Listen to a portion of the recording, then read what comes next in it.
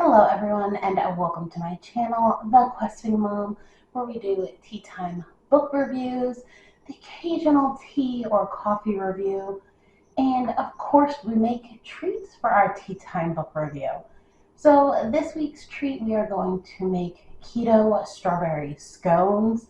It is getting warmer outside, which means I'm going to want more fruity things. So I figured, why not test out a scone? Scones usually go really good with coffee.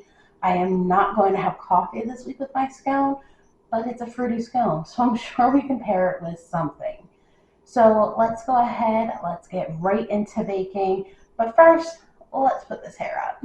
Okay, now that my hair's up, let's go ahead and let's get started. So for this recipe, you're going to need almond flour. I am using super fine blanched almond flour. You're also going to need a sugar substitute. I'm using my favorite brand, Pure Stevia. Then you're going to need some coconut flour. This is the one that I'm using. It's organic. Then we're going to need some baking powder. Some salt. I am obviously using Himalayan pink salt to keep it keto. Then we're going to need some cream cheese. You're going to need about 4 ounces of this. You're going to need vanilla extract, some heavy whipping cream, and we are going to need 1 single egg, and not listed, we're going to need strawberries. So first thing we're going to do is we are going to preheat our oven to 325 degrees, and we're going to get that going while we get our mixture together. So we're going to get our bowl and we are going to start mixing together all of our dry ingredients. You're going to want 1 1/4 cups of almond flour.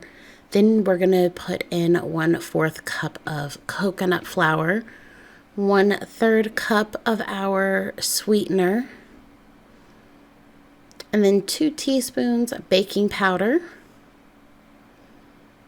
and 1/4 teaspoon of salt.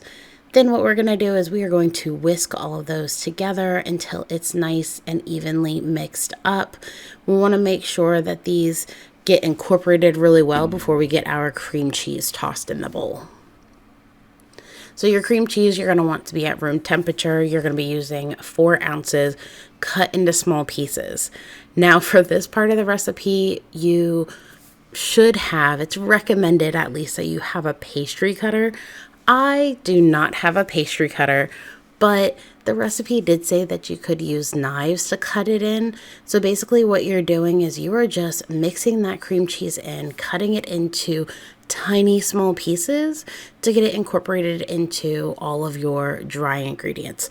Now, if you don't have a pastry cutter, it's time consuming. It takes a little bit of time to kind of work through all of that. I don't know if the pastry cutter makes it a little bit easier, but I know doing it with the knives did take a little bit longer. It's doable, as you can see. I definitely got that incorporated in. It just takes a little bit. So then we're going to go ahead and we're going to add our egg in. And then we are going to add in our heavy cream next. And then finally our vanilla extract. So once I get all of that in there, I'm going to mix all of that up until it forms into a dough. Now I did notice when I was making this that the cream cheese tends to melt in a little bit better, if that seems to make sense. It kind of spreads around a little bit more as you mix it all in and turn it into that dough consistency. Now I'm not sure if I was mixing it wrong, but like I said, I did notice that it tended to spread around a little bit more. Now the last ingredient is 2/3 cups of diced strawberries. If I remember correctly, I think I put way too many into this one. I think I put like an extra little bit in by accident because I thought it was 3/4 instead of 2/3. And then I just kind of went with it. So basically we are just gently trying to fold in those strawberries and incorporate them into that dough to try to get it mixed in and try to keep it shape all at the same time.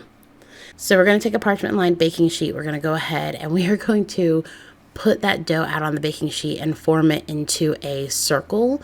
The recipe says to have the circle be about 7 inches around. So as you can see, I'm kind of patting it all together, trying to get it to that nice circular shape before we go ahead and we start cutting it. So once you get it into the shape you want, you are just going to cut it like a pizza, and we are going to cut it into eighths. So we're going to cut it into fourths and then cut all those fourths into half. So once we get all those cut up, we are going to go ahead and separate the pieces. Now, this is where I always seem to have an issue when I make keto scones. They tend to fall apart on me. I don't know if that's just normal for how the dough happens or if that's something that I'm doing wrong. But as you can see, I'm trying to form the pieces back together as I'm trying to separate them across this space. It tends to work out at the end where they work out pretty good. But I think with the strawberries, I don't know if they needed to be smaller. It just seemed like it was a little bit harder with those. So once you get all those separated and into their squares, we are going to go ahead and pop those into the oven for 25 to 30 minutes until they're brown, firm to the touch. Now, while those are in the oven, I'm going to make my glaze. So I make my own powdered sweetener just because I don't like any of the other ones. It's really simple. Just toss in a blender and blend it up until it's powder. You're going to need 1/4 cup of powdered sweetener and 2 tablespoons of heavy whipping cream. Now, I will say this did make this a little bit thin, and you'll kind of see that in a minute when I go to glaze my scones, but I'm following the instructions and what they said. So here is our done scones. As you can see, as I'm putting that icing on, it just tends to run all over them. Now, this is something super easily fixable where you can just go ahead and add more powdered sweetener to thicken it up if you want it thicker, or if you want to keep it thin like this, you can just make it the way the recipe says. I did find that it was a little bit on the thinner side for me, but it does give them a really nice glaze to the scone itself. So once you get that done, you want to go ahead and you want to just let it sit there and let the glaze kind of set before you are ready to enjoy them. And we are coming to close-ups, and here's how they look. All close up off the pan, nice and glazed, nice and cooked. You can definitely see those little remnants that got left behind from me trying to fix the scones.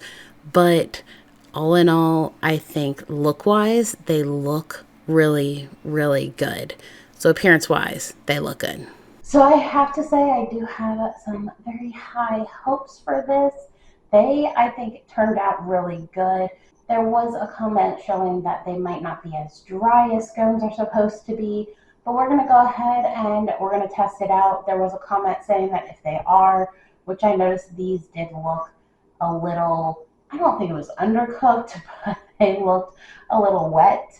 But there was a comment saying that if you add in a little bit of almond flour, it'll help make them dry because you know scones are supposed to be drier.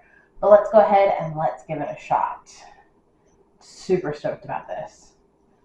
So, looks really good. It definitely looks very done because the bottom is definitely cooked very well.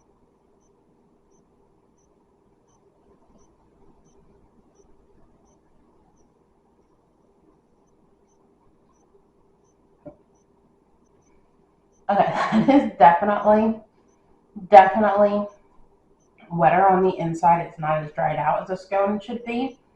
But I have to say they are really good. Like, I don't mind the fact that they're not as dry on the inside, but I think they turned out really good. So this is definitely a win for this recipe. I am probably going to add this to my book of keto recipes that are really good. I have my own recipe book where I basically write down all of the recipes that I've tested out and I really like. So I'm pretty sure I'm going to add this one to the mix. I like it, and I think it's going to be a great like summer morning, sitting out on your porch, enjoying the weather kind of breakfast. So let me know if you test this out for yourself. Obviously, I will have the link to the recipe down below. While you're down there, hit that subscribe button if you want to see more of this, or if you want to see more of my other videos. Give this video a thumbs up, leave me a comment, and let me know what I should try out next. And I'll see you all next time. Bye.